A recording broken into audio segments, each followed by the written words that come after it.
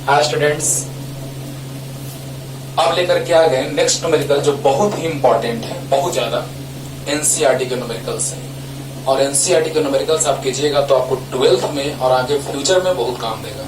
और एक बात ध्यान से सुनना है, आप लोग बहुत ज्यादा कहते हैं सर वीडियो बहुत छोटा छोटा बनाइए सर, 30 मिनट 40 मिनट का बनाइए, ऐसे कैसे होगा, है ना। पता चलेगा कि एक ही चैप्टर में 1000 वीडियो बन गए, है ना। ऐसे नहीं, है ना, पढ़ना है ना यार। अब मान लो कि बड़ा वीडियो बना दी, छोटा छोटा वीडियो बनाने से क्या होगा, कोटा पूरा करना है नहीं, अच्छे से पढ़ना है, ठीक ना। ये बात ध्यान देना है कि अगर बड़ा वीडियो बन जाए तो उसको 2-3 स्टेप में देख लो। पहले आधा घंटा देख लो, फिर अगले आधा घंटा देख लो, फिर अगले आधा घंटा। यार 1 घंटा तो कम से कम मन से पढ़ो बैठ करके, कम से कम 1 घंटा तो पढ़ो लगातार बैठ करके, है ना। अगर बड़ा वीडियो बन जाए तो 2 स्टेप में करके देख लीजिए। प्लीज ये बात ध्यान दीजिए, क्योंकि अच्छे से सीखना है, ना कि बस कोटा पूरा करना है कि हम पढ़ रहे हैं, पढ़ के कुछ करना है, ठीक है ना। तो ध्यान से देखिए, आते हैं न्यूमेरिकल्स पे। जो लाजवाब, सबसे लाजवाब क्वेश्चन जो है वो 18 नंबर है। 18 मतलब एक क्वेश्चन नहीं, इसको समझिए, इसको समझिए कि ये है, ये भी बड़ा डेरिवेशन है, 5 मार्क्स का आता है बोर्ड में। और ये 3 क्वेश्चन एक ही में है, और एक ये है। नीचे में क्या लिखा हुआ है पहले वो बोल देते हैं, दिखाई नहीं दे रहा होगा अच्छे से आपको। सबसे नीचे में लिखा हुआ है, उसको पहले ही आप नोट कर लीजिए, अभी नहीं स्पेस था इसीलिए ऐसे लिख दिए।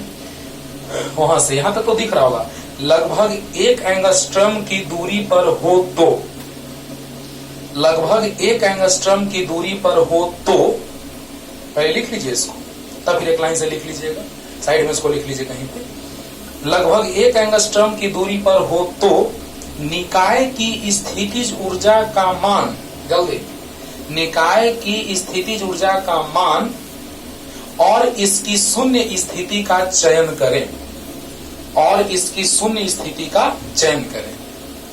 राइट, बोल दिए, ध्यान दीजिए। लाजवाब 5 मार्क्स का ये आपके बोर्ड में आने वाला क्वेश्चन। और ये क्वेश्चन तो करना ही नहीं है, जेई मेंस एडवांस, नीट वगैरह, मतलब मेडिकल एग्जाम, इंजीनियरिंग के एग्जाम, सब में पूछे जाने वाला ये क्वेश्चन है। बहुत ही लाजवाब, सोचना है, फीलिंग आएगा, ना कि बस रट के बना लोगे, अगला क्वेश्चन वैसा ही मिल गया या दूसरे ढंग का, फंस जाओगे, ठीक है ना। और ये तो इजी क्वेश्चन है, इसमें कोई ज्यादा जान नहीं है। तो आइए स्टार्ट करते हैं जल्दी। इसीलिए बड़ा थोड़ा वीडियो बने। अरे हमको क्या है, हम बड़ा बड़ा वीडियो बना देंगे, बहुत सारे व्यूअर्स होंगे, बहुत सारा लोग देखते रहेगा तो और ज्यादा हमको अच्छा ही है मेरे लिए। लेकिन नहीं सर, वो सब नहीं देखना है हमको। हमको ये देखना है कि आप कितना सीख रहे हैं, है ना। बस कोटा पूरा नहीं करना है हमको, सिखलाना है हमको, इस पे ध्यान देना है, ठीक ना। तो जल्दी ये पढ़ेंगे हम, पहले पढ़ देते हैं क्या है।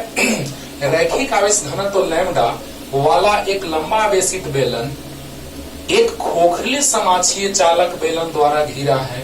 दोनों बेलनों के बीच के स्थान में विद्युत क्षेत्र कितना है ना। ये और एक हाइड्रोजन परमाणु में इलेक्ट्रॉन तथा प्रोटॉन लगभग 0.53 एंगस्ट्रॉम दूरी पर परिबद्ध हैं। निकाय की स्थितिज ऊर्जा इलेक्ट्रॉन वोल्ट में परिकलन कीजिए, जबकि प्रोटॉन तथा इलेक्ट्रॉन के मध्य अनंत दूरी पर स्थितिज ऊर्जा को शून्य माना गया। ये सब हम बोलेंगे कि आप देखिए, क्वेश्चन लिखा हुआ है आप पे, आपके कॉपी में ये सब लिखा हुआ है, क्योंकि अभी आपको हम बोल दे रहे हैं कि इसको पॉज करके जल्दी से लिख लीजिए। और जो नहीं दिखाई दे रहा था हम बोल दिए हैं कि आप लिख लिए होंगे। राइट, तो जल्दी पॉज करके जल्दी लिखिए बच्चों। हो गया, चलिए तो आइए स्टार्ट करते हैं। ज्यादा बड़ा वीडियो रहे बच्चों तो उसको 2 पार्ट में देख लो।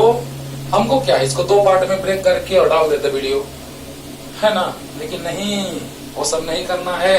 एक वीडियो में जितना आना चाहिए, जितने कंटेंट्स आने चाहिए, जितने कॉन्सेप्ट आने चाहिए, उतना रहना चाहिए यार, है ना।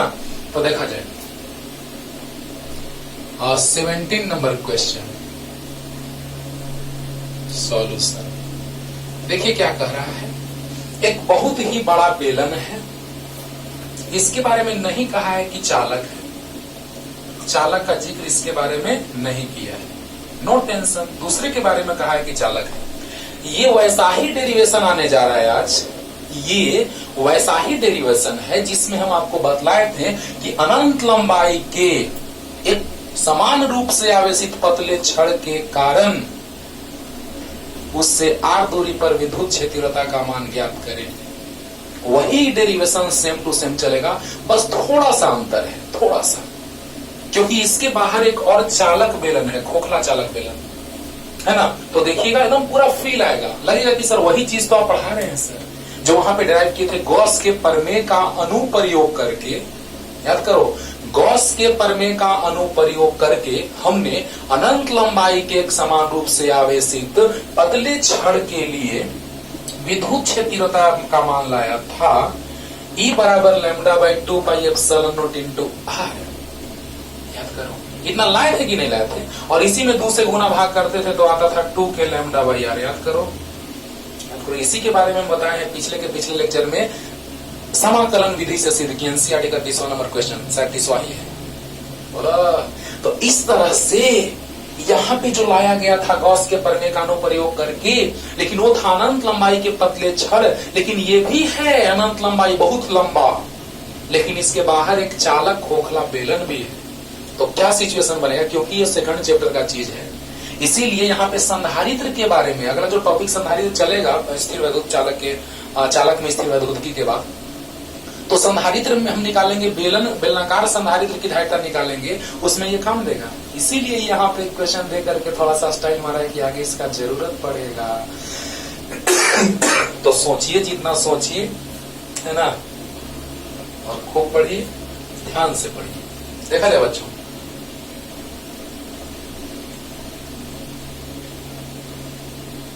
अगर हम लोग बात कर रहे हैं तो ये है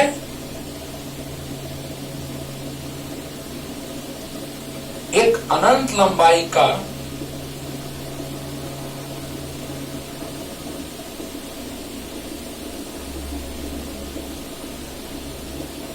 ऐसा, एक है बहुत अधिक लंबाई का, अनंत लंबाई का, जिसको हम बहुत लंबा, अधिक लंबा कह रहा है ना। चलो डॉटेड कर दिया मैंने, समझ में आ रहा होगा। और उसी के बाहर एक है खोखला चालक बेलन,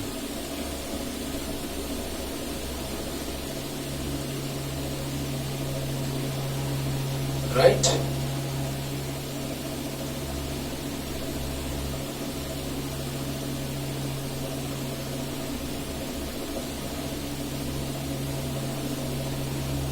देखा जाए, ध्यान से समझिए, इसी के बाहर है खोखला चालक बेलन। तो इस बेलन और इस बेलन के मध्य स्थित बिंदु पर विद्युत क्षेत्र तीव्रता का मान ज्ञात करना है। तो देखा जाए बच्चों, विद्युत क्षेत्र तीव्रता का मान ज्ञात करना है, तो आप देखिए कि यहां से आगे बढ़ेंगे तो विद्युत क्षेत्र तीव्रता का मान घटता जाएगा, नियत नहीं रहेगा। क्या हो रहा है सो देखिए।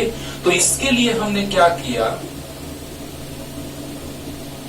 कि इन दोनों के अक्ष से, जो इसका अक्ष होगा, अक्ष बीचों बीच जाता है बाबू, अक्ष, तो इसके अक्ष और इसका भी अक्ष वही होगा, इस बेलन का भी।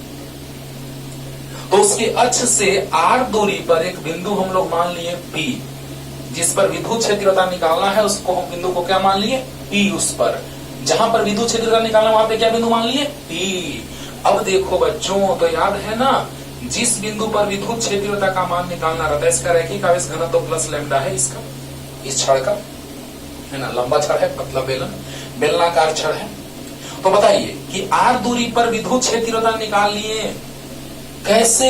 तो आपको याद होगा कि प्लस से छेद रेखाएं निकलती हैं, चारों दिशाओं में निकल रही हैं, पूरी सभी दिशाओं में।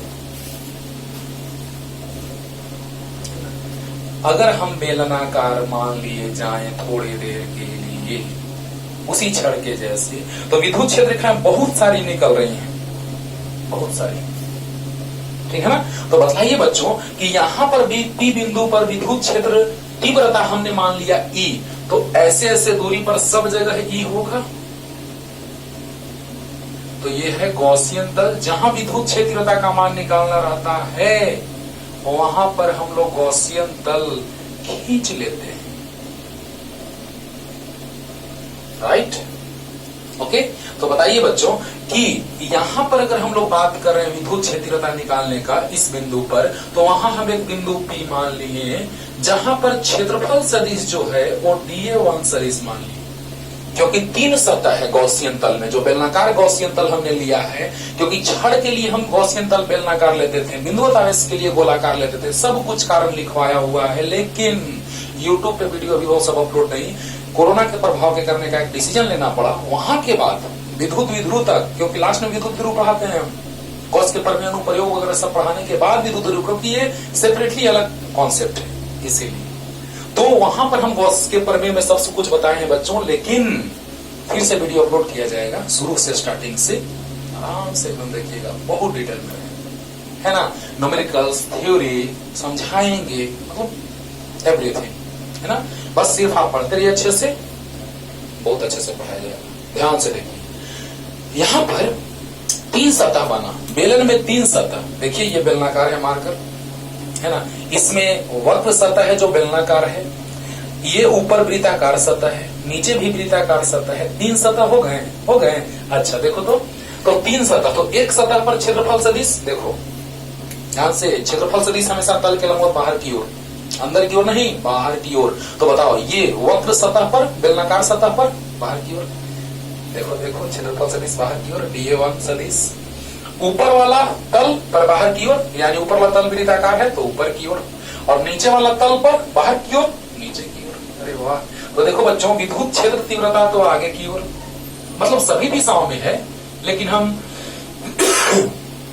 इस ओर जब लेके चल रहे हैं, इस ओर, तो इस ओर आगे है, इस ओर आगे है। देखो सब जगह आगे, उधर तो और पीछे, सब जगह घूमते जाएंगे और दिशा ऐसे होती जाएगी, लेकिन हमेशा त्रिज्या की दिशा में होगी, है ना। केंद्र से जाने वाली रेखा के सिद्ध में होगी, यानी कि वो हमेशा तल के क्या, लंबवत। विद्युत क्षेत्र रेखाएं हमेशा तल के लंबवत होती हैं और प्लस से उत्पन्न होता है। क्लियर। अब देखो बच्चों, ध्यान से एकदम बैकग्राउंड तैयार करें, ध्यान से देखिए। विद्युत क्षेत्र तीव्रता आगे की ओर, विद्युत क्षेत्र तीव्रता की दिशा आगे की ओर, और क्षेत्रफल सदिश इस तल पर नीचे, देखो इस तल पर ऊपर, इसी से सब सीख लोगे। वक्र सतह पर इधर, इस तल पर ऊपर, इस तल पर नीचे। क्षेत्रफल सदिश हमेशा तल के लंबवत बाहर की ओर, तो इस तल पर क्षेत्रफल सदिश नीचे, उस वृत्ताकार तल पर ऊपर, और इस वक्र सतह पर बाहर। देखो क्लियर। अब देखो क्षेत्रफल सदिश, तो यहां पर ऊपर DA2 मान लिए। यहां पे बताइए, हमेशा टेल के बीच कौन बनता है, या हेड के बीच।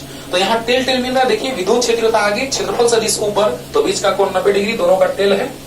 तो टेल के बीच का कोण यहाँ पे क्या लिख ले, तो θ2 बराबर 90 डिग्री। यहाँ विद्युत क्षेत्र तीव्रता भी आगे और क्षेत्रफल सदिश भी आगे, तो दोनों के बीच का कोण मान लेते हैं θ1, तो θ1 बराबर 0 डिग्री। बोलो। और यहाँ पर विद्युत क्षेत्र रेखाएं आगे, विद्युत क्षेत्र रेखाएं आगे, है ना, और क्षेत्रफल सदिश, विद्युत क्षेत्र रेखाएं आगे और क्षेत्रफल सदिश किधर, देखिए तो विद्युत क्षेत्र रेखाएं आगे और क्षेत्रफल सदिश नीचे, तो DA3। क्लियर। तो अब बताइए बच्चों, DA3 जो नीचे आ गया, यानी कि इन दोनों के बीच का कोण θ3 जो हुआ वो 90 डिग्री हो गया।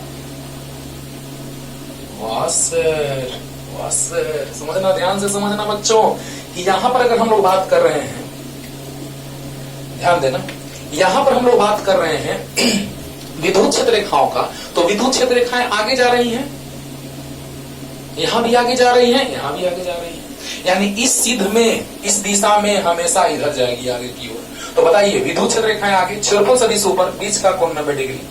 विद्युत क्षेत्र रेखाएं आगे, क्षेत्रफल सदिश आगे, बीच का कोण 0 डिग्री। विद्युत क्षेत्र रेखाएं आगे, क्षेत्रफल सदिश नीचे की ओर, बीच का कोण 90 डिग्री। क्लियर। अब देखिए, अभी प्रेरण से हमको कुछ फायदा नहीं है, लेकिन जो कॉन्सेप्ट होना चाहिए वो हम लिख रहे हैं। ये तो पहला नंबर गॉसियन तल है, गॉसियन सरफेस। ये है खोखला चालक बेलन, खोखला चालक बेलन। ये तो क्लियर होगा, क्वेश्चन में लिखा है। और अब याद कीजिए, यहां पे आवेश प्लस क्यू है, गॉसियन तल की लंबाई हमने माना L, गॉसियन तल का जो लंबाई है वो L मान लिए, राइट। इधर लिख दें गॉसियन तल का लंबाई जो है वो L है। बहुत बढ़िया। अब देखिए सब बैकग्राउंड तैयार है, बस थ्योरी लिखना है, तुरंत डिराइव खत्म फिनिश। तो बताइए विद्युत क्षेत्र रेखाएं आपको पता है कि हमेशा इसके तल के लंबवत, विद्युत क्षेत्र रेखाएं जो है इस तल के लंबवत चारों दिशाओं में, राइट। और क्षेत्रफल सदिश इस पर तल के लंबवत बाहर की ओर, सही। और विद्युत क्षेत्र रेखाएं आगे क्षेत्रफल सदिश ऊपर वाले तल पर ऊपर की ओर, नीचे वाले तल पर नीचे की ओर, तल के लंबवत बाहर की ओर। क्लियर? तो अब देखिए बच्चों थ्योरी कैसे लिखेंगे, डिराइव कैसे होगा, अभी क्लियर करते हैं। तो पहले देखा जाए, इसको मिटाते हैं। देखिए लैम्डा रैखिक आवेश घनत्व वाले, यही पूछा है बाबू कि दोनों बेलनों के बीच में विद्युत क्षेत्र तीव्रता कितना होगा, यही पूछा है। तो लैम्डा रैखिक आवेश घनत्व वाले लंबे बेलनाकार आवेशित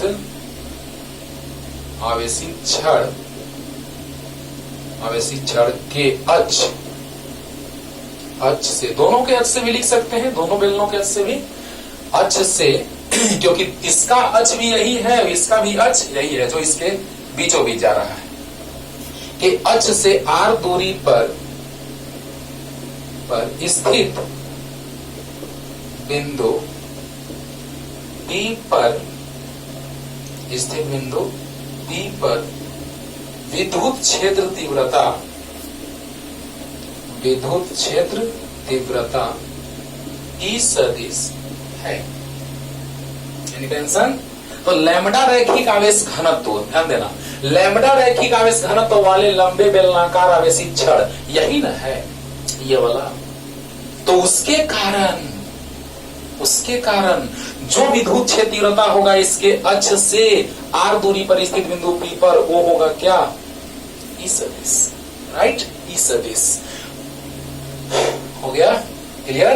तो अब देखिए जिस बिंदु पर विद्युत क्षेत्र तीव्रता ज्ञात करना रहता है उससे होकर गुजरता हुआ गॉसियन तल खींचा जाता है। क्या?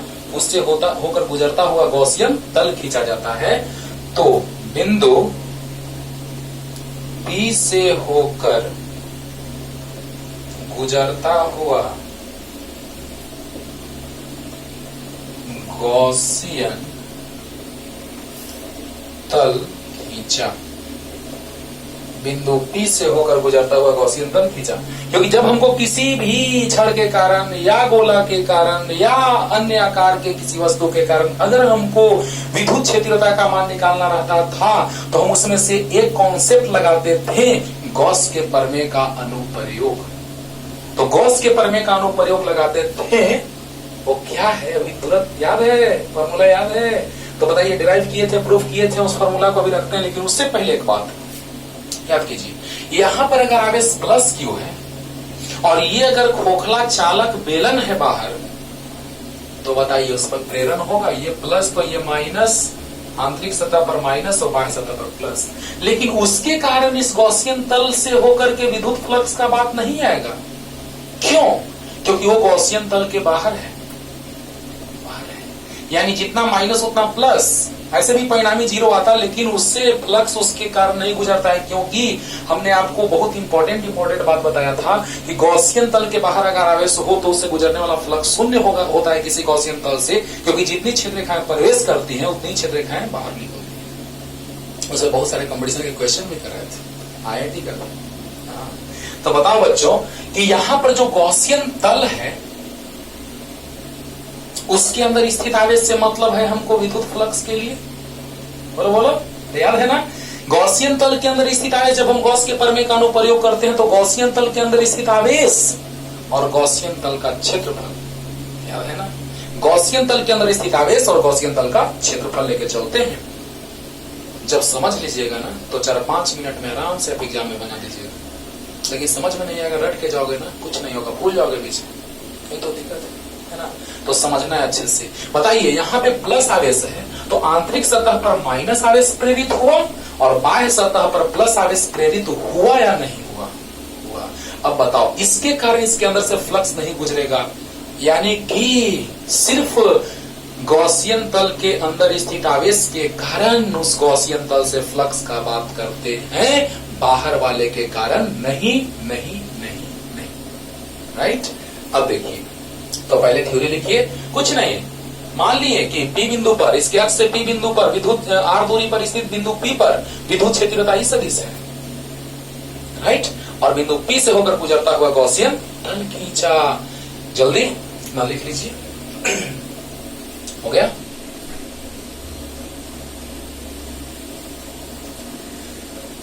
अब देखा जाए बच्चों, ध्यान दिया जाए गॉस के प्रमेय से। गॉस के प्रमेय से क्या है? गॉस का प्रमेय क्या कहता है? तो integration loop E dot D A equal to sigma Q by epsilon not. Integration loop E dot D A, E vector dot D A vector बराबर sigma Q by epsilon not. Sigma Q मतलब Gaussian तल के अंदर स्थित कुल आवेश। आ गया। देखिए यहां निकाल लेते हैं गॉसियन तल के अंदर स्थित कुल आवेश। गॉसियन तल के अंदर स्थित कुल आवेश। आ तो गया, आ तो गया। Q बराबर लैम्डा इंटू एल। कैसे? तो लीजिए ऐसे, लैम्डा बराबर याद है Q बाई एल। गॉसियन तल का बात अगर हम करें तो उसके अंदर जो छड़ है उसकी लंबाई एल होगी, क्योंकि गॉसियन तल का लंबाई एल, तो इसका भी लंबाई एल हम लेके चले, क्योंकि आवेश हमको मतलब रहता है कहां, कौन वाला? तो गॉसियन तल के अंदर वाला आवेश। बोलो तो बताइए कि गॉसियन तल के अंदर स्थित आवेश, तो जो लंबाई हम लेंगे गॉसियन तल के अंदर का वो एल के बराबर हो जाएगा। छड़ की लंबाई गॉसियन तल के अंदर का, और अब ये चीज हम बताए भी हैं कि एल से एल कट जाता है, एल पे निर्भर नहीं करता है। आप गॉसियन तल छोटा ले बड़ा ले उससे कोई मतलब नहीं रहता है, ये भी बात हम कहती हैं, क्योंकि जो फॉर्मूला आता है हम लोग का वो E बराबर lambda by 2 pi epsilon not into R आता है। R पे निर्भर करता है, लैम्डा पे निर्भर करता है, लंबाई पे नहीं। अभी देखो ना लंबाई घटेगा, तो फिर भी डिराइव करना है तो लंबाई लेकर चलना होगा। अब बताओ बच्चों कि गॉसियन तल के अंदर आवेश कितना, तो जितना गॉसियन तल का लंबाई उतना ही छड़ का लंबाई लेंगे। गॉसियन तल के अंदर स्थित आवेश, तो लंबाई भी गॉसियन तल वाला है, क्योंकि छड़ का लंबाई उतना ही लेंगे जितना गॉसियन तल का लंबाई है। तो बताइए लैम्डा बराबर Q बाई एल, तो Q बराबर लैम्डा इंटू एल। तो यहां से आ गया गॉसियन तल के अंदर स्थित आवेश। यस। अब बताओ ये जो लूप है बच्चों गॉसियन तल, वो 3 भाग में टूटेगा। एक ऊपर वाला वृत्ताकार तल, एक नीचे वाला वृत्ताकार तल और एक बेलनाकार तल। एक ऊपर वाला वृत्ताकार तल, एक नीचे वाला वृत्ताकार तल, एक बेलनाकार तल। यानी कि integration E dot dA1 plus integration E dot dA2 plus integration E dot dA3 बराबर सिग्मा क्यू। तो गॉसियन तल के अंदर स्थित कुल आवेश, तो lambda into L by epsilon not. बोला बोला, अरे बोला, एकदम आसान लगेगा, ध्यान से सिर्फ सुनते रहो, एकदम मजा आएगा। ध्यान दो बच्चों कि कितने तल, तो 3 तल, एक बेलनाकार तल, एक वृत्ताकार तल और एक वृत्ताकार तल। 3 तल बन गए, 3 तल बन गए। तो बताइए, ध्यान दीजिएगा कि जब 3 तल बन गए बच्चों, तो तीनों तल से गुजरने वाला फ्लक्स का बात हम देख लेते हैं, उसके बाद सोल्व कर देंगे आगे, है कि नहीं, है कि नहीं? हाँ। तो बताओ कि अगर हम लेके चले dA1, देखो लूप को हम 3 भाग में तोड़ दिए, तो अब लूप थोड़े देंगे। लूप को हमने 3 भाग में ब्रेक किया, तो अब लूप नहीं देंगे, क्योंकि ये तीनों मिलके ना लूप बनाया, ऊपर साइड में नीचे तब न लूप। तो बताइए 3 भाग में टूटा, E dA1 E dot dA1 plus E dot dA2 plus E dot dA3। तो बताइए A dot B A b cos theta होता है, A डॉट B बराबर ए बी कॉस थीटा होता है। तो यस सर।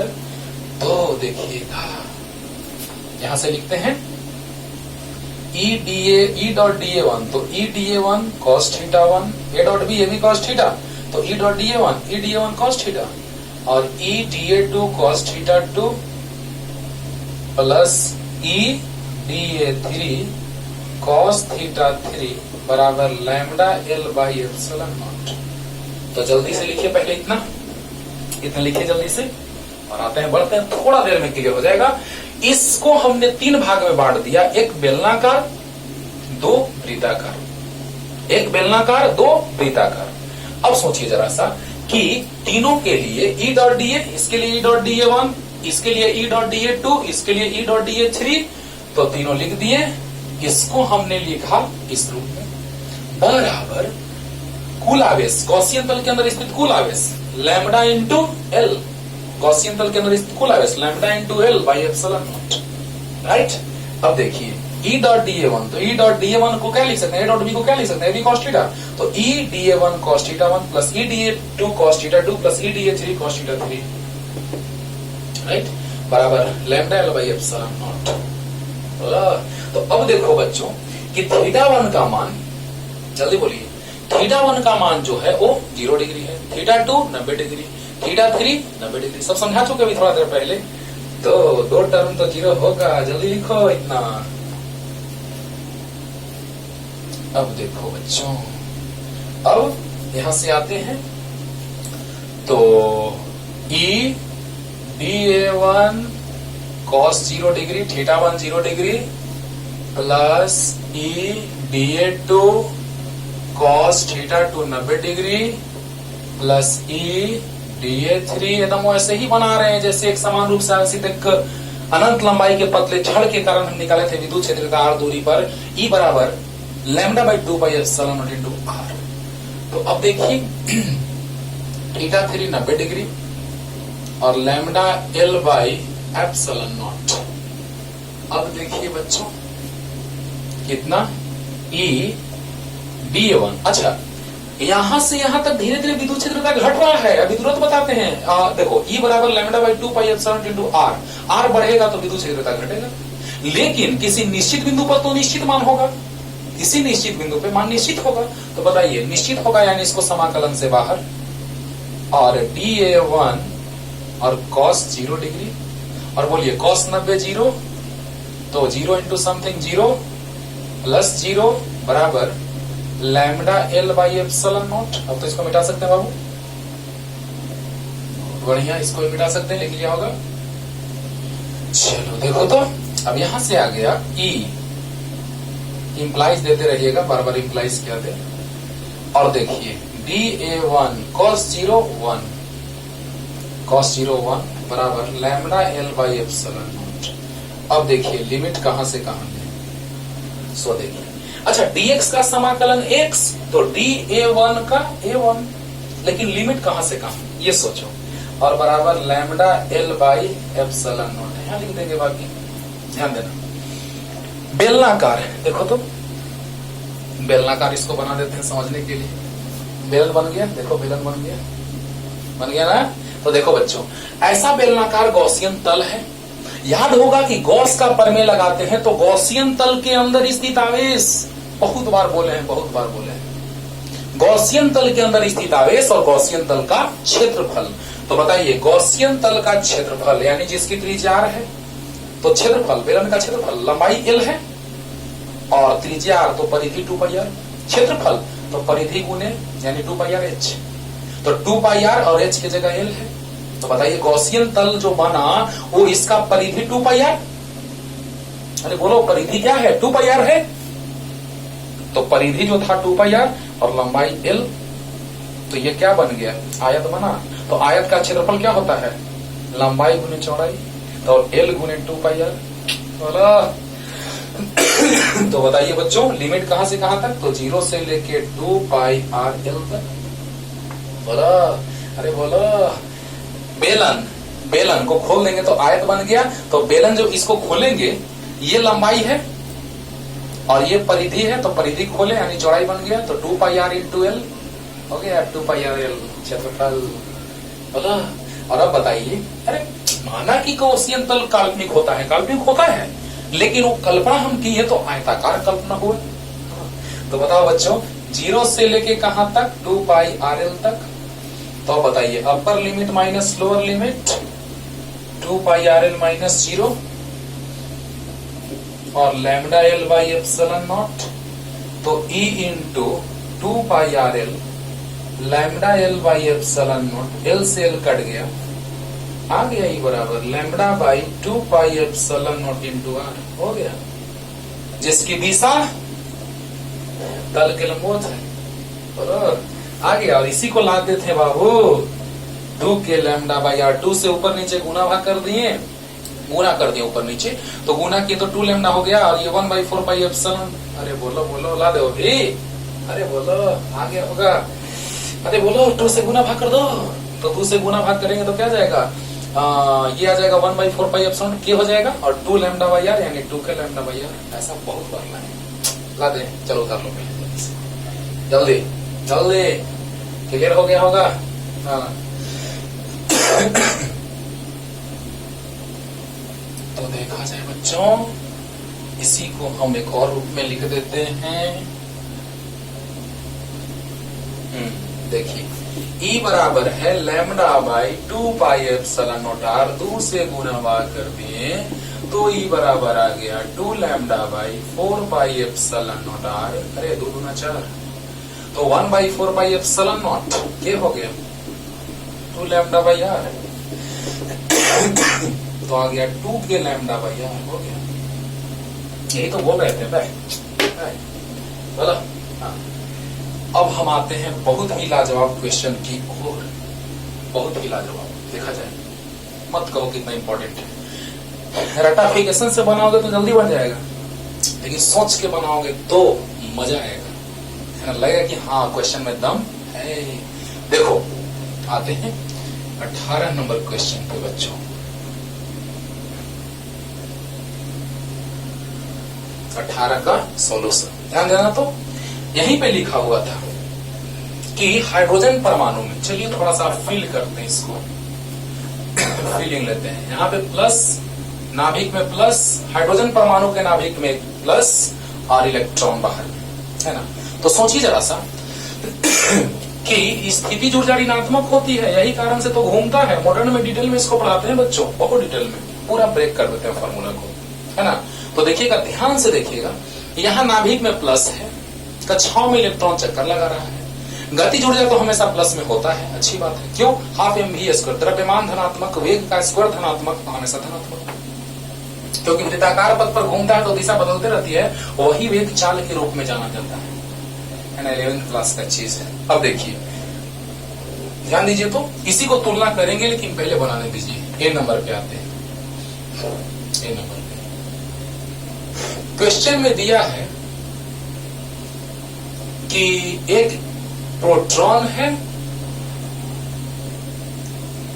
प्रोटॉन पे प्लस ई आवेश होता है, इलेक्ट्रॉन पे माइनस ई होता है, याद होगा, और दोनों के बीच की दूरी जो है वो 0.53 एंगस्ट्रॉम है।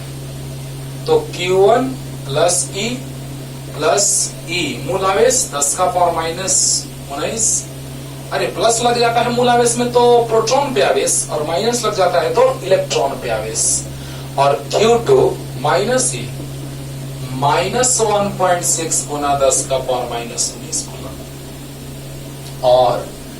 और क्या बोलिए,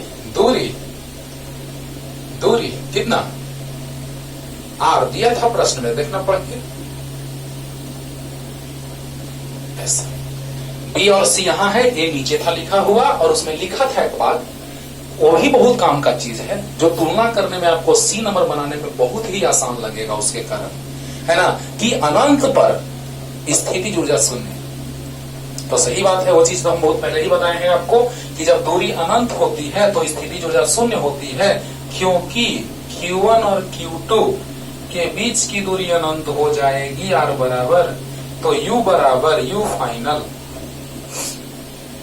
ध्यान दीजिएगा, U फाइनल के Q1 Q2 बाई R अनंत रखेंगे, तो अनंत मतलब 1/0 रख दें, 1/0, 0 ऊपर गया यानी अंतिम स्थिति ऊर्जा 0 आ गया। ये काम देगा, इसलिए हम इसको समझाएं थोड़ा सा। प्रश्न में दिया है अनंत पर स्थिति ऊर्जा शून्य लेके चलना है, क्या शून्य। चलिए पहले निकालना है कि निकाय की स्थितिज ऊर्जा क्या होगी। तो आपको याद होगा फॉर्मूला, दो आवेशों के निकाय की स्थितिज ऊर्जा। तो निकाय की स्थितिज ऊर्जा U प्रारंभिक है तो U I लगा दी बराबर, इसको मिटाए बच्चों, मिटाए। चलिए अब देखिए तो K Q1 Q2 by R। Formula क्या होता है स्थितिज ऊर्जा का formula K Q1 Q2 by R। तो K है 9 गुना 10 का पावर 9, Q1 है प्रोटॉन पे आवेश प्लस E 1.6 गुना 10 का पावर माइनस 19, Q2 है माइनस 1.6 गुना 10 का पावर माइनस 19 और बटा में एंगस्ट्रॉम में दूरी है तो इसको मीटर में बदलना जरूरी है, क्योंकि एसआई मात्रक आवेश का कूलम, दूरी का मीटर, तब न स्थितिज ऊर्जा का जूल। तो बताइए दूरी कितना 0.53 इंटू 10 का पावर माइनस 10। यहां तक क्लियर होगा, क्लियर होगा। हाँ तो जल्दी कीजिए, पहले यहां तक आइए जल्दी फास्ट। निकाय की स्थितिज ऊर्जा ऋणात्मक आएगी, इसी कारण से इलेक्ट्रॉन निकल के नहीं भाग रहा, ना तो भाग जाता है ना। तो वही पूछ रहा है कि इलेक्ट्रॉन को स्वतंत्र करने में न्यूनतम कार्य करना होगा, कितना कार्य करना होगा। और यदि यह दिया गया है कि इसकी कक्षा में गतिज ऊर्जा प्राप्त ए में प्राप्त स्थितिज ऊर्जा का परिमाण क्या दिया है, तो जो अभी ए में स्थितिज ऊर्जा आएगा उसके परिमाण का आधा स्थिति गतिज ऊर्जा है। तो छोड़ो ना सब, उस पर मानते हैं पहले इस पे स्थितिज ऊर्जा पे ध्यान देना कि Q1 दिया है प्रश्न में प्रोटॉन और एक Q2 इलेक्ट्रॉन, दोनों एक दूसरे से 0.53 एंगस्ट्रॉम की दूरी पर है। मीटर में बदल लिए, 10 के और माइनस 10 से गुना करते हैं। आवेश तो पता है कूलम में है, तो दूरी पता है, आवेश पता है, तो K Q1 Q2 by R formula पता है। तो स्थितिज ऊर्जा आ गया। देखो ध्यान से देखना, तो जल्दी यहां तक आइए जल्दी।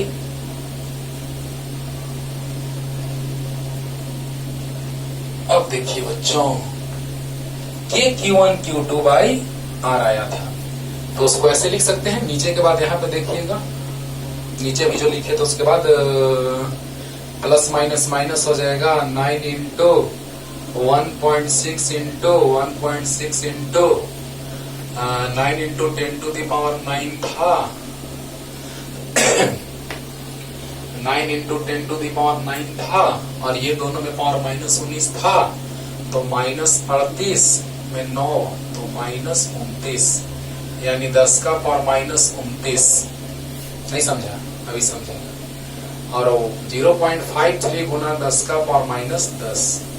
देखो एक में 9 गुने 10 के पावर 9 था, एक में 10 के पावर माइनस 19 था, एक और में माइनस 19 था, तो माइनस 38 हुआ।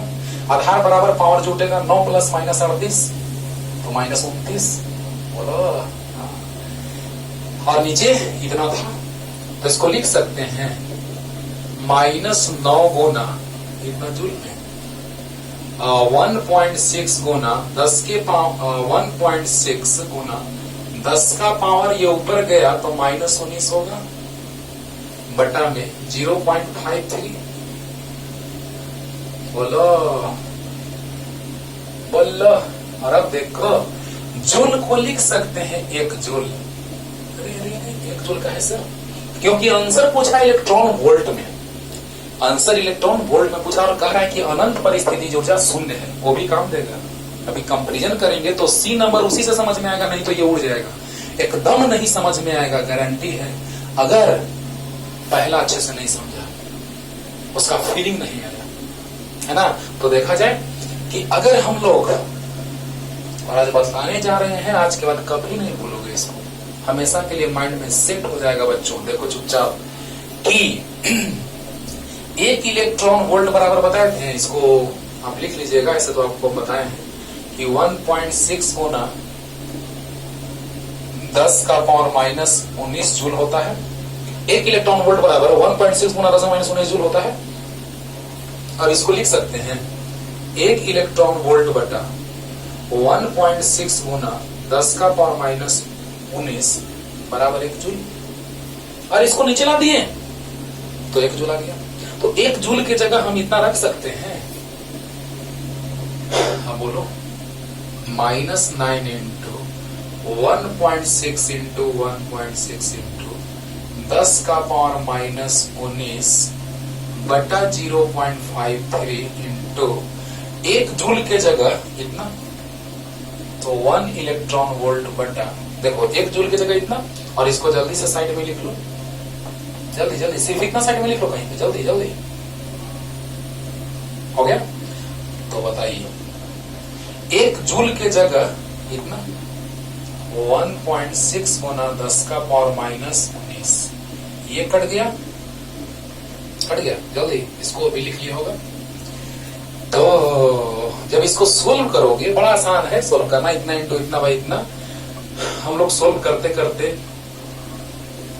है ना, इतना बार सोल्व किए कि याद हो गया है, और यही आंसर आ गया, है ना। लेकिन इसमें हम एक बात और बताएंगे तो आपको लगेगा कि सर यहाँ पे आंसर ना लिखते तो बड़ा अच्छा रहता, थोड़ा सा नीचे लिखते आंसर तो अच्छा रहता। तो बताओ बाबू, स्थितिज ऊर्जा जो होगा, स्थितिज ऊर्जा फिल करेंगे अब, U बराबर U initial minus U final, और याद है U फाइनल यहाँ पे लाए थे अनंत पर 0, अनंत पर 0। तो बताइए -27.2, जब कार्य का बात आता है तो अंतिम ऊर्जा माइनस प्रारंभिक ऊर्जा, कार्य का बात आता है तो अंतिम ऊर्जा माइनस प्रारंभिक ऊर्जा, लेकिन जब स्थितिज ऊर्जा का बात करता है तो इनिशियल माइनस प्रारंभिक, इनिशियल माइनस फाइनल। मतलब अगर कार्य तो अंतिम स्थितिज ऊर्जा माइनस प्रारंभिक स्थितिज ऊर्जा, लेकिन अगर स्थितिज ऊर्जा तो प्रारंभ माइनस अंतिम। कैसे, अभी समझा रहे हैं। और ये 0 आया था, अनंत पर 0, तो बताइए जो U आया वो -27.2 इलेक्ट्रॉन वोल्ट आया। अब इसको तुलना करते हैं बच्चों, ध्यान देना, और इसी से C, सिर्फ बैकग्राउंड तैयार कर रहे हैं हम, इतना ही पे आंसर मार देते हैं, लेकिन सिर्फ C समझाने के लिए जितना ही सोचोगे उतना ही काबिल बनोगे, बनो काबिल, है ना। जितना पढ़ो, जितना मेहनत करो, काबिल बनते रहोगे, है ना। तो सोचो कि U बराबर U initial minus U final कैसे लिखे हैं, हम इसको समझते हैं स्थितिज ऊर्जा के रूप में, mgh के रूप में, है ना। जैसे ही हम किसी वस्तु में स्थिति या ऊंचाई के कारण जो स्थितिज ऊर्जा, जो ऊर्जा संचित होती है उसे स्थितिज ऊर्जा कहते हैं। तो बताइए कि अगर एक गड्ढे में, एक मान लो कि कुआं है, कुएं के अंदर एक पत्थर रखा हुआ है, हम यही वाला ऊर्जा मान लेते हैं, चलो U इनिशियल -27.2, चलो इसी को मान लेते हैं समझने के लिए।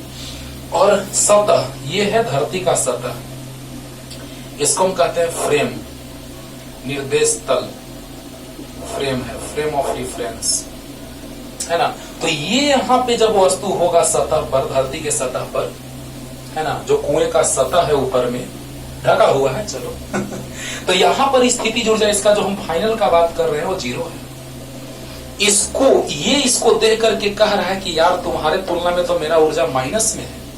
याद करो, जब कोई वस्तु ऊपर है तो यहाँ सतह है, ये सतह, यहाँ पर अगर गिरेगा तो कार्य करेगा, लेकिन अगर ये सतह है उसे नीचे रहेगा तो उसको लाने में कार्य करना पड़ेगा। पूरा फील कराते हैं, एकदम मजा आएगा, बस ध्यान से सुनते रहो, आराम से एकदम डिटेल में अच्छे से पढ़ना है बाबू, तो मेहनत तो करना होगा, इसीलिए अच्छे से सीखिए। जब हम अच्छे से सिखा रहे हैं तो आपको सीखने में क्या जाता है, अच्छे से सीखिए, है ना। तो देखिए प्रारंभिक ये है और अंतिम 0, देखो वहां अनंत पे 0, अनंत पे 0, और यहाँ हम 0 मान लिए तल वाला को, और यहाँ नीचे माइनस में अगर तुलना करना है तो ये अनंत वाला के जैसा व्यवहार कर रहा है और ये वाला इसके जैसा व्यवहार कर रहा है माइनस में, यानी कि गड्ढा यानी सतह, तो सतह पर अगर ऊर्जा 0 है स्थितिज ऊर्जा, क्योंकि ऊंचाई 0 तो स्थितिज ऊर्जा 0, तो ऊपर जाएगा तो स्थितिज ऊर्जा प्लस में और नीचे आएगा तो स्थितिज ऊर्जा माइनस में। बोलो, क्योंकि ऊपर से नीचे गिरेगा तो कार्य करेगा, लेकिन नीचे से ऊपर लाना होगा तो कार्य करना होगा किसी और को।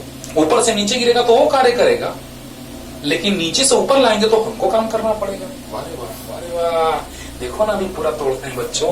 तो बताओ कि हमने अनंत वाला स्थिति के जैसा मान लिया सतह पर, क्योंकि इसी से आराम होगा सी नंबर क्वेश्चन में। बार बार सी क्यों कह रहे हैं? क्योंकि यही तो है। अब बताओ बच्चों कि सतह पर जीरो, धरातल धरती के सतह पर स्थितिज ऊर्जा जीरो और उसके नीचे गड्ढे में ऊर्जा माइनस में, तो ये व्यवहार कर रहा है इसके जैसा, गड्ढे के जैसा, और सतह वाला व्यवहार कर रहा है सतह पर जीरो, तो अनंत पर स्थितिज ऊर्जा जीरो। जितना ही तुलना करोगे उतना ही सीखोगे, बस यही मेरा कहना है।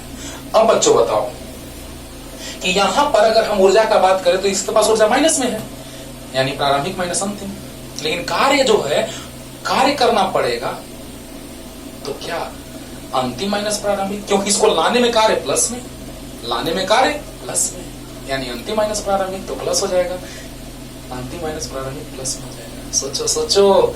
अब बताओ, एकदम आराम से स्लो मोशन में समझिएगा, लास्ट रिपीटेशन कर रहे हैं। इस क्वेश्चन को हमने इस रूप में इसलिए ढाला क्योंकि हमको सी नंबर अच्छे से समझना है। एनसीईआरटी में बाबू बहुत कुछ कह देता है शॉर्ट में, पता भी नहीं चलेगा तुमको कि ये चीज कह रहा है, वो कह देता है, और उस चीज को अगर डीप में आप समझ सको तो बहुत कुछ मिलेगा, है ना। तो बताइए कि धरती के सतह के नीचे माइनस में ऊर्जा इसके जैसा व्यवहार कर रहा है, उस सतह पर ऊर्जा जीरो, अनंत पर के ऊर्जा के जैसा व्यवहार कर रहा है, ये गुरुत्वाकर्षण के कारण और वो आवेशों के कारण। तो बताइए प्रारंभिक माइनस अंतिम यानी ऊर्जा माइनस में है, और ये हम लेके चले, इसको थोड़ा अंडरलाइन करेंगे डिटेल में, क्योंकि सी में ये काम देगा, यही चीज सी में काम देगा, ये वाला, राइट। तो जल्दी से उतारिए। बाकी स्थिति जो निकालने में कोई दिक्कत नहीं था, आराम से आंसर आ गया, के क्यों टू बाजार आंसर आ गया, है ना। लेकिन हमने इसको इस फॉर्मेट में इसलिए ढाला कि प्रारंभिक माइनस अंतिम यानी उसके पास ऊर्जा माइनस में है, इसके पास ऊर्जा माइनस में स्थिति ऊर्जा, इसीलिए तो ये बाहर नहीं जा रहा है ना। स्थिति ऊर्जा माइनस में मॉडर्न फिजिक्स में डिटेल में उसका फॉर्मूला डिराइव करते हैं बच्चों, है ना। सभी सीरीज के बारे में लाइमन बाउर, पास्टन, ब्रैकेट, फंडामेंटल सब सीरीज बताते हैं। तो गतिज ऊर्जा तो प्लस में आएगा, जो कि बी नंबर का राइट क्वेश्चन। यहां से तुम दिमाग में सेट रखिए, यही चीज जैसा एक और फिगर हम बनाएंगे सी में यही के जैसा, और पता चलेगा कि हम क्यों बनाए थे, क्योंकि सी में हमको कुछ बताना है, इसलिए इसको बनाए कि यहां से समझ में ये आएगा और यहां से फिगर से समझ में सी आएगा, ठीक है। तो जल्दी से उतार लीजिए। स्थितिज ऊर्जा तो अंतिम, प्रारंभिक माइनस अंतिम, कार्य तो अंतिम माइनस प्रारंभिक, राइट। हाँ जल्दी। अब देखिए बच्चों,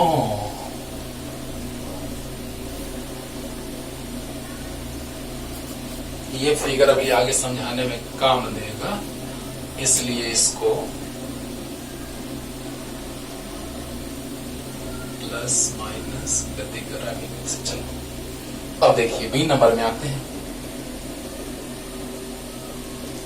बी नंबर, ये क्वेश्चन में जान नहीं है, 19 नंबर में एकदम आसान है, इसी भर जान है, इसी भर, है ना। तो बताइए इलेक्ट्रॉन को स्वतंत्र करने में कितना न्यूनतम कार्य करना होगा, यदि यह दिया गया है कि इसकी कक्षा में गतिज ऊर्जा, इसकी कक्षा में गतिज ऊर्जा ए में प्राप्त स्थितिज ऊर्जा के परिमाण की आधी है।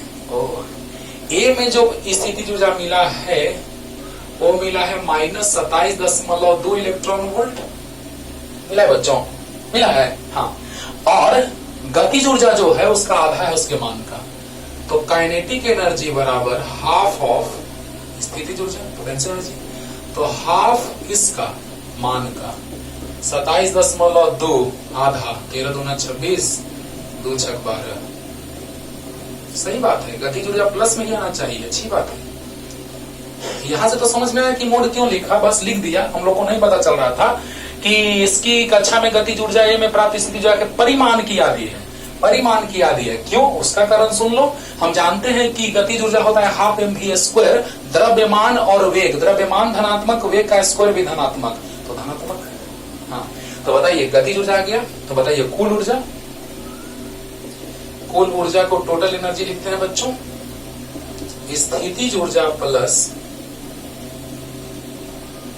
गतिज ऊर्जा। ऊर्जा के रूप बहुत सारे हैं, है ना, ध्वनि ऊर्जा, प्रकाश ऊर्जा, नाभिकीय ऊर्जा, बहुत तरह की ऊर्जा है, है ना। लेकिन रूप सिर्फ दो, बहुत सारे ऊर्जा के रूप हैं, सॉरी, ऊर्जा के रूप बहुत सारे हैं, स्थिति ऊर्जा के रूप बहुत सारे, ध्वनि ऊर्जा, प्रकाश ऊर्जा, नाभिकीय ऊर्जा, है ना, बहुत तरह की ऊर्जा है, लेकिन प्रकार सिर्फ दो, स्थितिज ऊर्जा और गतिज ऊर्जा। रूप बहुत सारे लेकिन प्रकार सिर्फ दो। तो बताइए, कुल ऊर्जा को हम टोटल एनर्जी लिखते हैं, और स्थितिज ऊर्जा को यू लिखो चाहे पी डॉट ई लिखो, और प्लस गतिज ऊर्जा काइनेटिक एनर्जी। स्थितिज ऊर्जा -27.2 और गतिज ऊर्जा 13.6।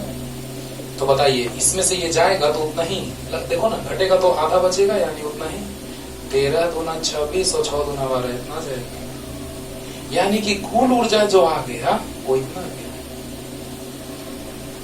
ध्यान से समझो बच्चों, ध्यान से प्लीज। अगर आप बी तो आराम से आप समझ जाएंगे, इसमें तो कोई दिक्कत नहीं है, लेकिन सी को समझने के लिए ए और बी दोनों का सहायता लेना पड़ेगा, है ना, क्योंकि सी में ए और बी को फिर से बनाने के लिए बोल रहा है। कब? यदि स्थितिज ऊर्जा को इतना पृथक पर शून्य ले लिया जाएगा, जब गजब बात है, ये बहुत बड़ा बात है सर, ये वाला समझिएगा ध्यान से। कुल ऊर्जा स्थितिज ऊर्जा प्लस गतिज ऊर्जा, तो स्थितिज ऊर्जा पता है और गतिज ऊर्जा पता है, तो दोनों को जोड़ दिए तो माइनस में आ गया, कुल ऊर्जा माइनस में आ गया, माइनस में आ गया। अब सोचिए, कह रहा है इलेक्ट्रॉन को स्वतंत्र करने के लिए न्यूनतम कार्य करना होगा कितना। अब बताइए, जब स्वतंत्र कर दिया जाएगा, सोचने वाली बात है, सोचो जरा सा, स्वतंत्र कर दिया जाएगा यानी वहां से इलेक्ट्रॉन निकल के कक्षा से बाहर चला जाएगा, कक्षा से बाहर चला जाएगा यानी कि क्षेत्र से बाहर, यानी अनंत पर, और अनंत पर स्थिति और अनंत पर ऊर्जा का बात किया जाए तो कुल कितना? 0। क्लियर? तो बताइए, अनंत पर चला गया, नहीं है ऊर्जा, खत्म। यानी कहने का मतलब बच्चों कि इलेक्ट्रॉन को स्वतंत्र करने के लिए न्यूनतम कार्य करना होगा। तो पहले इतना उतारिए जल्दी से, जल्दी हो गया। तो देखिएगा, इस बात पे ध्यान दीजिएगा। अब बताओ, जब स्वतंत्र कर दिए, इलेक्ट्रॉन को स्वतंत्र करने में कितना न्यूनतम कार्य करना होगा? तो बताइए, स्वतंत्र माने क्षेत्र से बाहर, क्षेत्र से बाहर माने अनंत पर ऊर्जा का बात अगर हम करें तो 0, यानी कि किया गया कार्य, किया गया कार्य अगर बात करेंगे बच्चों तो कितना? अंतिम ऊर्जा अनंत पर चला गया तो 0, और माइनस प्रारंभिक ऊर्जा विलाय है -13.6, पूर्ण ऊर्जा विला चुके हैं। तो बताइए, प्लस 13.6 इलेक्ट्रॉन वोल्ट। वाह गजब, सोचो सोचो। अब देखना ना, सी में कितना तहलका मचाने जा रहे हैं, है ना, क्योंकि जब तक इसका फीलिंग नहीं आएगा ए और बी का, तो सी का फीलिंग एकदम नहीं आएगा, उड़ जाएगा, बस फॉर्मेलिटी पूरा हो जाएगा, है ना। समझो ध्यान से, किया गया कार्य, अंतिम ऊर्जा जब बाहर निकल गया, यानी आप एक चीज और लिख देते हैं, इलेक्ट्रॉन को स्वतंत्र करने में, इलेक्ट्रॉन को स्वतंत्र करने में, स्वतंत्र करने में किया गया कार्य, किया गया न्यूनतम कार्य, किया गया न्यूनतम कार्य। तो जैसे ही इलेक्ट्रॉन स्वतंत्र हो जाएगा बच्चों, यानी क्षेत्र से बाहर चला जाएगा बच्चों, तो उस स्थिति में वो अनंत के जैसा व्यवहार करेगा, और अनंत पर कुल ऊर्जा का बात करेंगे तो 0 आएगा। और जब ऊर्जा 0 आएगा तो 0 माइनस प्रारंभिक, अभी तुरंत लाए कुल ऊर्जा कितना? -13.6, तो कितना? 0 माइनस माइनस प्लस 13.6। क्लियर हुआ? हुआ? अब देखो बच्चों ध्यान से, कि अगर इसको ऐसे समझिए, ऐसे समझिएगा तो और मजा आएगा, कि उसके पास कुल स्थितिज ऊर्जा था इतना, गतिज ऊर्जा दिए इतना, बोलो बोलो, तो कितना बच गया? तो 13.6 माइनस में।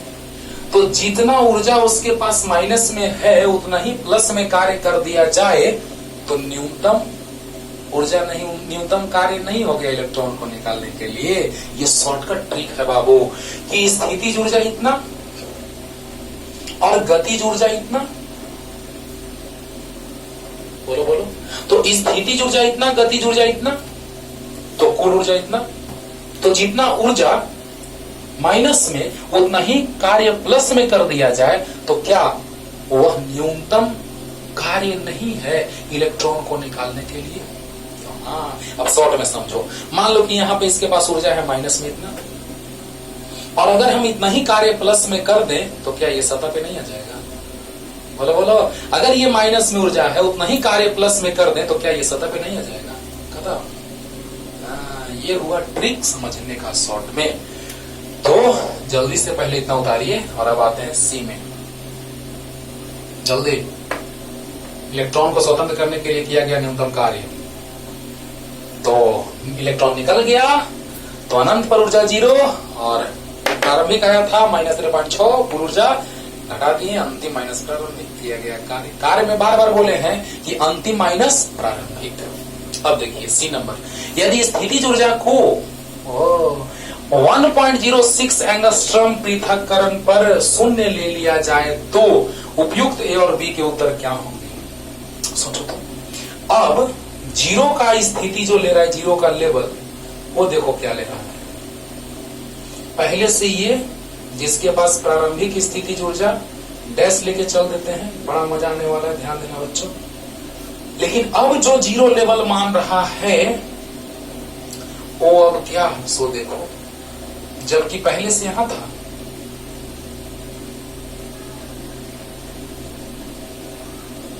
समझो, फिगर से फीलिंग आएगा। मतलब हम गुरुत्वाकर्षण यानी स्थितिज ऊर्जा, कार्य ऊर्जा शक्ति से स्थितिज ऊर्जा का तुलना हम कर दिए इससे, और मजा आ गया एकदम। देखो ना, ध्यान से सुनो कि यहां पर अगर यहां पे आ चुका है तो you final dash, you final dash बराबर है। चलो अभी बात करते हैं थोड़ा देर में। पहले ये समझो कि यदि स्थितिज ऊर्जा को 1.06 एंगस्ट्रॉम पृथक पर शून्य ले लिया जाए, जो शून्य लेवल हम यहां ले रहे थे जब अनंत करने पर ले रहे थे पहले क्वेश्चन ए में अनंत पर स्थितिज ऊर्जा शून्य लेके चल रहे थे हम लोग, लेकिन यहां शून्य का लेवल कहां लेके चल रहा है?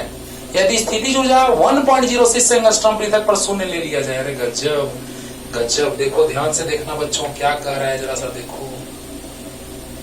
देखो U बराबर U फाइनल, क्योंकि इनिशियल तो पता है, फाइनल यहां 0 लेके चले थे क्योंकि अनंत पर था, लेकिन अब जो ये दूरी है उसी पे हम 0 लेवल मान के चल रहे हैं। गजब, देखो K Q1 Q2 by R, तो R डैश मान लेते हैं क्योंकि अब दूरी कितना हो, 1.06 एंगस्ट्रॉम, तो 9 इंटू 10⁹ इंटू 1 एक प्रोटॉन था तो प्लस में, और एक इलेक्ट्रॉन है तो माइनस में। लेकिन अब जो दूरी है वो 1.06 एंगस्ट्रॉम यानी मीटर में। चलो शॉर्ट में इसको समझा देते हैं, प्लस माइनस माइनस हो जाएगा। याद करो, जब यहाँ पे 0.53 से भाग हुआ था, इसको कैलकुलेट आप कर लीजिएगा, लेकिन शॉर्टकट ट्रिक बता रहे हैं कि जब इस यहाँ पे भाग दिए थे 0.53 से तो आया था -27.2 इलेक्ट्रॉन वोल्ट। याद करो, अभी सोल्व किए इसको पूरा को, है ना। जब यहाँ पे 0.53 था तो देखो तो ये 0.53 का दोगुना है। तो जब ये दोगुना है तो सोल्व करने के बाद इसका आधा आएगा माइनस चिन्ह के साथ। हम कैलकुलेट माइनस छोड़ के कर रहे हैं। फिर से देखो, फिर से एकदम आराम से समझ में आएगा क्या हम कह रहे हैं। समझो कि U बराबर U फाइनल डैश बराबर, क्योंकि अब ये नंबर क्वेश्चन पे आते हैं, एकदम स्लो मोशन में आते हैं। माइनस में ऊर्जा था जिसको हम गड्ढा लेकर के समझ लिए कुआं में, और कुएं के सतह पर यानी जमीन के सतह पर हम ऊर्जा 0 मान लिए। ठीक है, क्योंकि ये तुलना कर रहे थे अनंत वाले से, है ना, जो हम पूरा बता रहे हैं बच्चों। उसके बाद अगर एक बार में अगर पूरा क्लियर ना हो तो दोबारा वीडियो रिपीट करके एक बार देखिएगा, बहुत ही मजा आने वाला है, क्योंकि ये लाजवाब क्वेश्चन है, छोड़ना नहीं है, मार देंगे। बहुत डिटेल में समझा रहे हैं अच्छे से एकदम, क्योंकि ऐसे ही लेवल के क्वेश्चन आगे पूछते हैं ना। अब देखो ध्यान से सुनना, ए में अनंत पर 0, उसको हम सतह मान लिए जमीन का, धरातल, और माइनस में आया था 0.53 एंगस्ट्रॉम दूरी पे इतना इलेक्ट्रॉन वोल्ट। तो माइनस में मतलब उसको नीचे लिए। और अब देखो, अब कह रहा है कि यदि स्थितिज ऊर्जा को 1.06 एंगस्ट्रॉम पृथक्करण पर शून्य ले लिया जाए तो उपयुक्त ए और बी के उत्तर क्या होंगे। अब सोचिए बच्चों, उपयुक्त ए और बी के उत्तर क्या होंगे। अब जरा सा सोचिए, मजा आने वाला है कि इसी को शून्य वाला स्थिति ले लिया, यानी इसी को शून्य वाला स्थिति ले लिया। किसको पहले से हम इसको मान रहे थे शून्य अनंत पर, लेकिन अब शून्य की स्थिति मान रहा है किसको, जब दूरी 1.06 एंगस्ट्रॉम हो जाए। तो आप कहेंगे सर यहाँ फिगर क्यों बनाए, ऊपर क्यों नहीं बनाए, अभी पता चलेगा। देखो यहाँ से K Q1 Q2 by R, तो यहाँ 0.53 था तो आंसर आ रहा था इतना, और जब यहाँ पे उसका दोगुना होगा तो इसका आधा आएगा। कैलकुलेट कर लेना, हम शॉर्ट में बतला दिए। तो बताओ बच्चों, यहां से U फाइनल डैश जो आ गया वो इतना आ गया। अब बोलो 0 यहां, माइनस में 13 पॉइंट कुछ यहां, माइनस में मान लो ये है 0, ये -2, ये -4, ऐसे। तो माइनस में जितना ही मान बढ़ता जाएगा उस मान उसका छोटा होता जाएगा। -2 -4, तो -2 बड़ा है, तो -13.6 यहां गया, और -27.2 यहां गया। यानी जो लेवल हम एक क्वेश्चन में यहां मान रहे थे वही लेवल इस क्वेश्चन में यहां मान रहा है। समझने के लिए स्थितिज ऊर्जा के रूप में हम तुमको कार्य ऊर्जा शक्ति से स्थितिज ऊर्जा के रूप में समझा दिए, जिसमें गुरुत्व बल का बात हो रहा है, mgh का बात हो रहा है। तो जो स्थिति ए में हम यहां से समझाए वही स्थिति का सी में तुलना हो रहा है कि नहीं हो रहा है, सोचो। अब देखो, अब स्थितिज ऊर्जा बार बार बोल रहे हैं प्रारंभिक माइनस अंतिम, तो यहां भी प्रारंभिक माइनस अंतिम।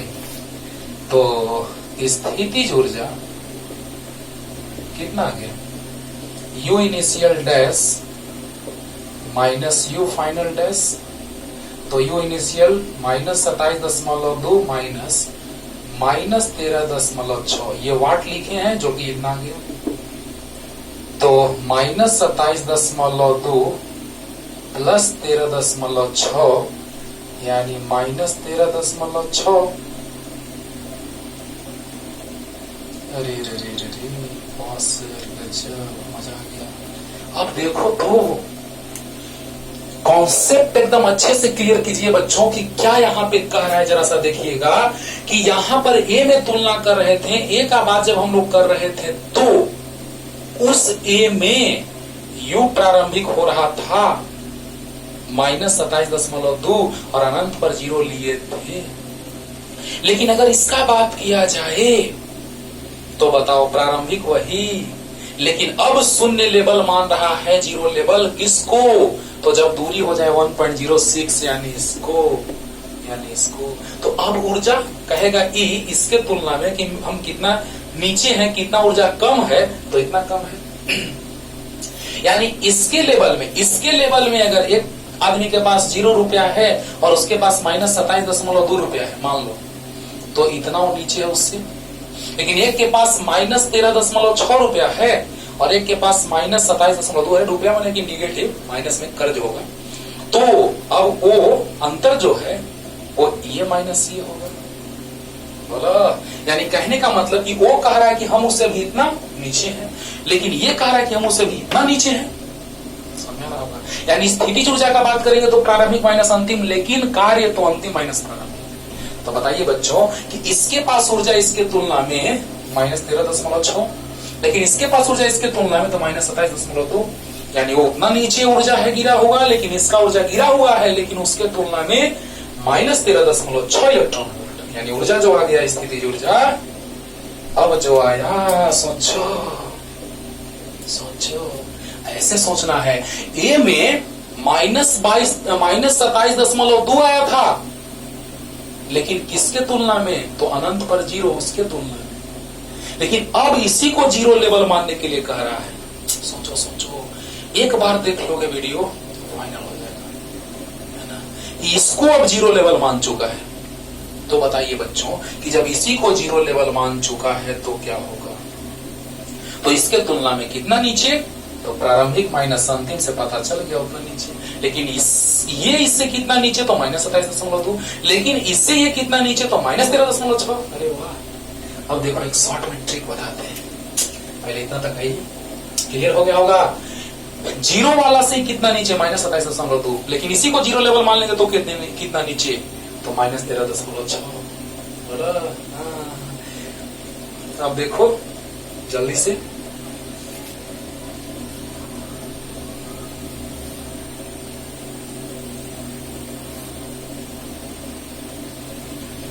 अब बताइए बच्चों किया गया कार्य। उससे पहले बात समझाते हैं। -27.2 उसके पास पहले से था ऊर्जा, सोल्व किए थे तो आया था -27.2। और गतिज ऊर्जा कितना था?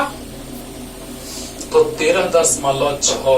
अरे अरे, अब देखो तो यही आंसर आया 13.6 इलेक्ट्रॉन वोल्ट स्थितिज ऊर्जा। ऊर्जा उसके पास इतना ही बचा। अब क्यों ऐसा हुआ? क्यों इतना ही आया? जरा सा सोचिए तो, जरा सा सोच के देखिए कि पहले से स्थितिज ऊर्जा इतना था, गतिज ऊर्जा इतना दे दिया उसको, तो अब स्थितिज ऊर्जा जो बचा वो अब इतना बचा। यानी उसका पूरा का पूरा गतिज ऊर्जा समाप्त हो चुका है, 0 हो चुका है।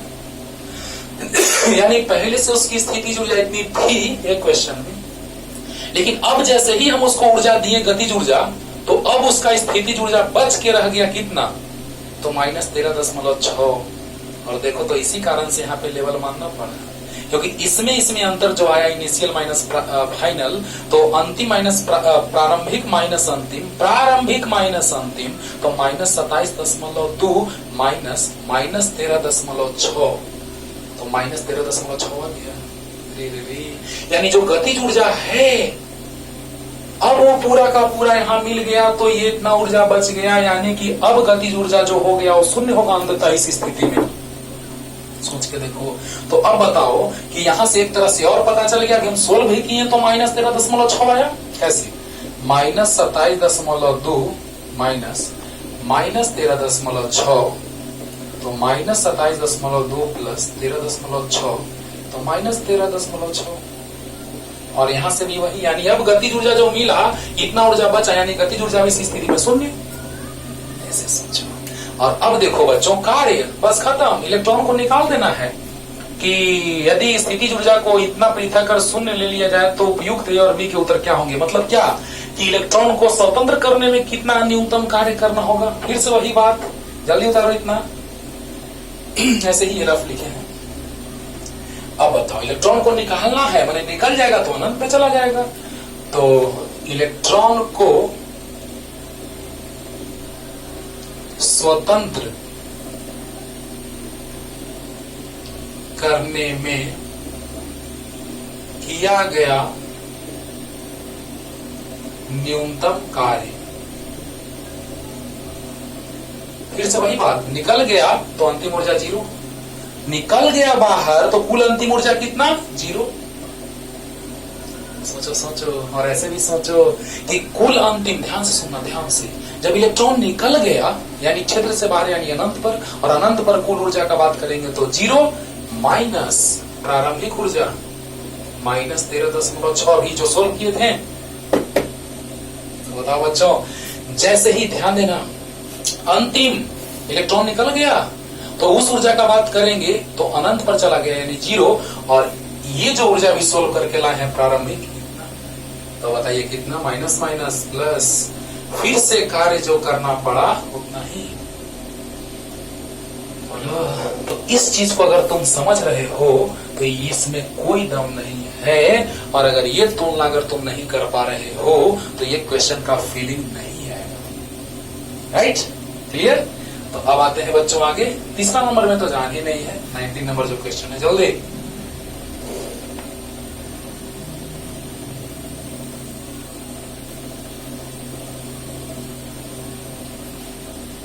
अब देखिए बाबू नेक्स्ट, यदि हाइड्रोजन परमाणु के 2 में से एक इलेक्ट्रॉन को हटा दिया जाए तो हमें हाइड्रोजन आणविक आयन H2 प्लस, अरे इलेक्ट्रॉन निकलता है तो प्लस, आता है तो माइनस, इलेक्ट्रॉन निकलता है तो देने वाला प्लस और ग्रहण करने वाला माइनस, H2 प्लस प्राप्त होता है। H2 प्लस की न्यूनतम अवस्था में दो प्रोटॉनों के बीच की दूरी लगभग, अच्छा, दो प्रोटॉनों के बीच की दूरी,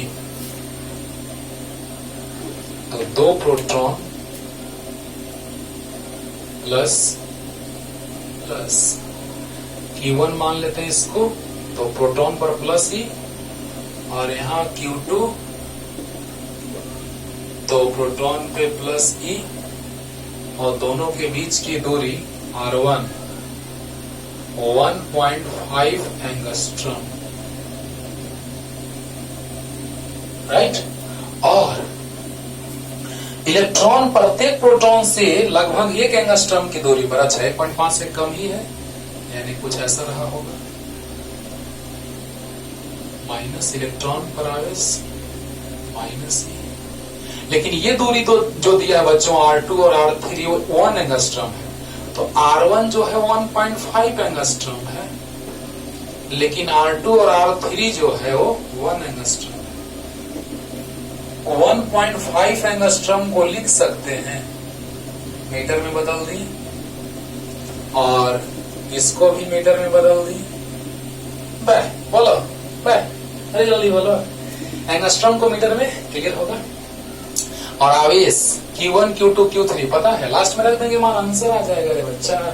अरे बोलो बोलो, यानी कहने का मतलब कि क्वेश्चन कह रहा है उसको ध्यान से पढ़िएगा। पहले आपको क्या करना है कि वीडियो को पॉज करके क्वेश्चन को पहले लिख लेना है, लिखे हैं पहले ही, आप लिख चुके हैं, अच्छे से पढ़ना है। यदि हाइड्रोजन परमाणु के दो में से एक इलेक्ट्रॉन को हटा दिया जाए तो हमें हाइड्रोजन आणविक आयन H2 प्लस प्राप्त होगा। H2 प्लस की न्यूनतम अवस्था में दो प्रोटॉनों के बीच की दूरी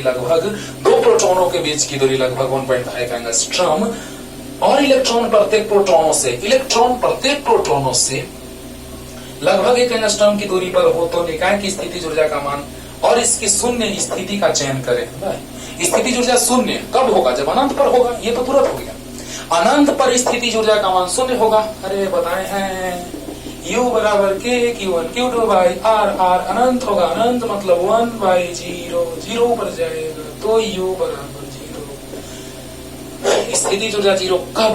अनंत पर होगा तब। बोला, यानी अनंत पर होगा तो स्थितिज ऊर्जा शून्य, क्लियर होगा। अब बस निकाय की स्थितिज ऊर्जा निकालना है, तो 3 आवेश में से दो का समूह बनता था तो 3C2 आता था, याद होगा। 3 आवेशों में से दो का समूह बनाते थे तो क्या आता था? 3C2। 3 में से 2 का चयन करना है, सिलेक्शन करना है, तो ध्यान दीजिएगा, बोलो 3C2, तो 3 का फैक्टोरियल बाई 2 का फैक्टोरियल और 3 - 2 का फैक्टोरियल, तो 3 का फैक्टोरियल मतलब 3 × 2 × 1, 2 का फैक्टोरियल मतलब 2 × 1, 1 का फैक्टोरियल 1, यानी कि आ गया 3 समूह बनेंगे। कितने? 3 समूह बनेंगे। जल्दी जल्दी, हाँ ये बताए हैं पहले, तो बताइए 3 समूह बनेंगे तो पूरी निकाय की कुल स्थितिज ऊर्जा, आप तो लास्ट में सोल्व कर सकते हैं। मेन जहां तक कैलकुलेशन आसान होगा वहां तक लाके छोड़ देते हैं, आप कैलकुलेट कर लीजिएगा। तो U बराबर कितना?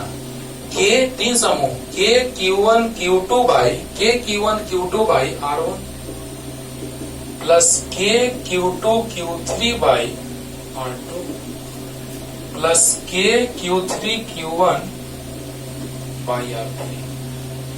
बोलिए, इन दोनों का बात किया जाए, 3 समूह बना दो करके, तो K Q1 Q2 by R1 plus K Q2 Q3 by, कहा गया? Q2 Q3 बाई R3 ना, K Q2 Q3 by R3 plus K Q1 Q3 by R2। देख के फॉर्मूला रख दो, डायरेक्ट लिख दिए थे इसलिए। देखो फिर से, K 3 समूह बना हो गया, K Q1 Q2 by R1 plus K Q2 Q3 by R3 plus K Q1 Q3 by R2। बोला। तो अब देखो बच्चों, K को बाहर ले लेते हैं। अब कितना बच गया? Q1 Q2, तो Q1 है प्लस E, और Q2 है प्लस ही, दोनों प्रोटॉन है तो प्लस ही, और R1 है 1.5 इंटू 10 का power -10 plus Q2 Q3 plus E into minus E by R3 10 का power -10 plus Q3 Q1 minus E into plus E बटा 10 का पावर -10। समझिएगा एक बार फिर से। K Q1 Q2 by R1, बस हो गया खत्म। यही था क्वेश्चन इतना बड़ा सा। उसमें जान है बच्चों बहुत ज्यादा, इसमें तो कोई जान ही नहीं है बच्चों, समझिएगा। स्थिति जो ऐसा क्वेश्चन भी करवाए हैं आपको। K Q1 Q2 by R1 अच्छा है, K Q2 Q3 by R3 अच्छा है, K Q1 Q3 by R2 अच्छा है, राइट।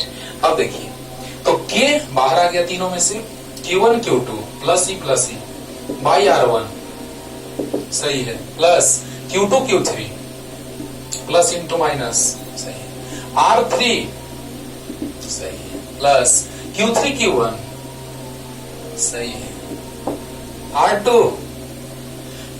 10 का -10 अच्छा। बस कैलकुलेट थोड़ा सा आगे बढ़ा देते हैं, बाकी कर लेना।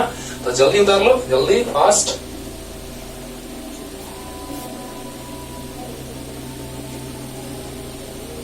बस हो गया। कैलकुलेट करने का तरीका भी क्लियर रहना चाहिए बाबू, नहीं तो बहुत ज्यादा आप सब गुना भाग करके सब गड़बड़ कर देते हैं। अच्छा देखो तो बटा में ये नीचे सब में 10 के पावर -10 कॉमन है तो है, और अब देखो E स्क्वायर बटा 1.5 minus plus minus E square बटा 1 माइनस E स्क्वायर बटा 1, देखो माइनस E स्क्वायर बटा 1 माइनस E स्क्वायर बटा 1 यानी 9 गुना 10 का पावर 10 ऊपर जाएगा तो 10 9 19 हुआ, और E स्क्वायर सब में से कॉमन तो 1 by 1.5 minus 1 by 1 minus 1 by 1 तो 9 गुना 10 का पावर 19 गुना E स्क्वायर 1.6 गुना 10 का पावर -19 का होल स्क्वायर, और बाकी इसी को छोड़ देते हैं बच्चों। 1 बाई 1.5 माइनस 1 अरे बाई 1 लो ना, लिख दो कुछ लो जल्दी से इसको लिख लो, लिख लिया होगा। अब देखो यही सोल्व करेंगे तो झूल में आएगा, अरे आएगा। यही सोल्व करेंगे तो झूल में आएगा, और इसी में भाग दे देंगे 1.6 गुना 10 के पावर 19 से तो इलेक्ट्रॉन वोल्ट में आ जाएगा। क्योंकि अभी तुरंत पहले क्वेश्चन में इस दूसरे क्वेश्चन में बताए हैं कि दूसरा मतलब कि 2.18 ये 2.19 है, तो उसमें बताए हैं आपको कि जब हम लोग बात कर रहे थे ऊर्जा को जूल से इलेक्ट्रॉन वोल्ट में बदलने का, तो वो आया था कितना, तो 1.6 गुना 10 -19 से भाग दिए थे। तो ये सोल्व कर लीजिएगा जूल में, उसमें 1.6 10 -19 से भाग दीजिएगा तो इलेक्ट्रॉन वोल्ट में आ जाएगा। तो इस तरह से हम लोग बात किए बच्चों की क्वेश्चन कैसे सोल्व किया जाता है, आपको समझ में आया होगा। तो आगे लेके आते हैं आगे का क्वेश्चन, तब तक पढ़ते रहिए खूब अच्छे से। Tata bye bye.